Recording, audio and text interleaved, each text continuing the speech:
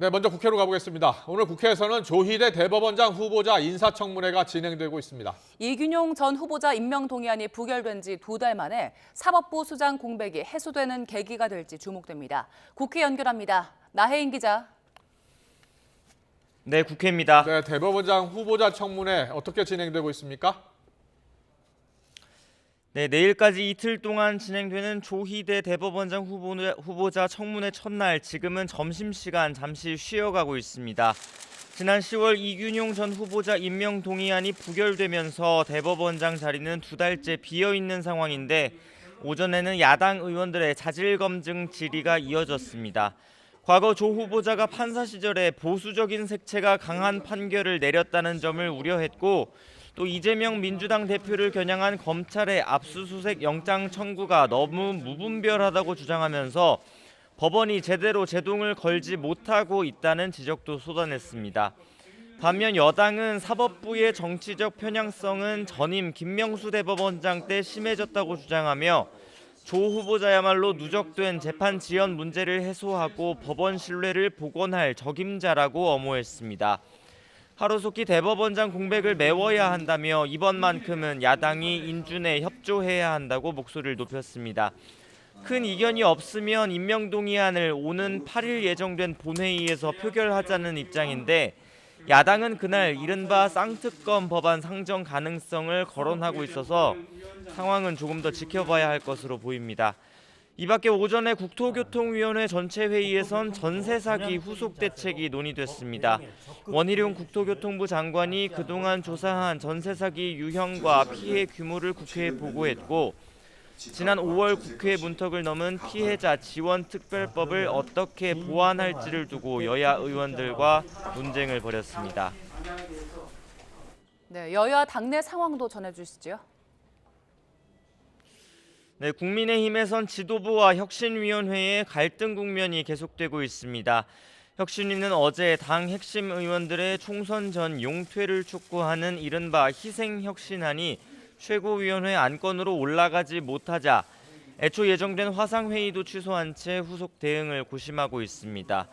혁신위원들 얘기를 들어보면 내부에선 오는 목요일에 정기회의를 끝으로 활동을 마무리하는 방안에 무게가 실리는 분위기입니다. 다수는 아니지만 일부 위원들은 김기현 대표 체제로 총선을 치를 수 없다며 당의 비상대책위원회 전환 요구까지 하자고 주장한 것으로 전해졌습니다. 하지만 지도부는 이럴 가능성을 일축하면서 예정된 총선 준비 절차를 계속 밟아 나가겠다는 계획입니다. 당 핵심 관계자는 YTN과 통화에서 혁신위가 일부러 분란을 만들려는 것 같다며 다른 의도가 있는 게 아니냐고 불쾌감을 드러냈습니다.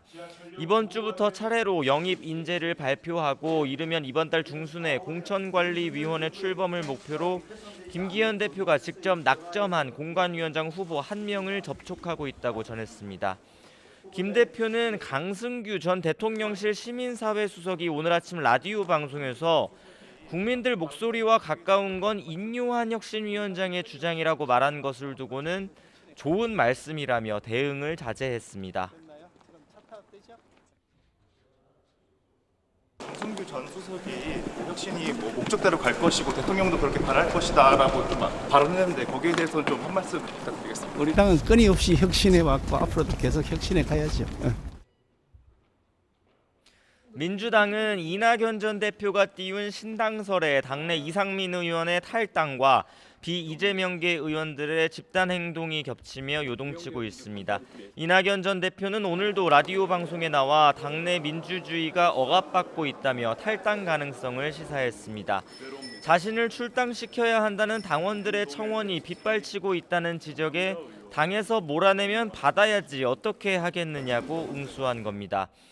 여기에 조국 전 법무부 장관 역시 방송인 김어준 씨 유튜브 방송에 나와서 학자로서 자신의 역할은 끝났지만 조용히 웅크리고 살 수는 없다며 내년 총선 때 역할을 하겠다는 뜻을 밝혔습니다.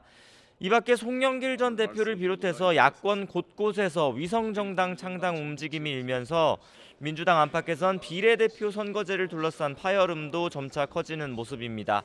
홍익표 원내대표는 아침 라디오 인터뷰에서 최근 감지되는 연동형 비례대표제 공약 파기 가능성에 관해 아직 결정된 건 없다면서도 정당이 때로는 약속을 못 지키는 상황이 있을 수 있다고 말했습니다. 물론 약속은 지켜야 되는 거고 그 정당에 때로는 약속을 못 지키는 상황이 있을 수도 있습니다. 그런 경우에는 당당하게 약속을 못 지키는 상황을 설명하고 그다음에 사과하고 이런 게 필요하거든요. 하지만 이낙연 전 대표를 비롯한 비이재명계를 중심으로 온 공약 파기는 있을 수 없다는 비판의 목소리가 나오고 있어서 총선 선거 규칙을 둘러싼 논란은 쉽게 가라앉지 않을 것으로 보입니다. 지금까지 국회에서 전해드렸습니다.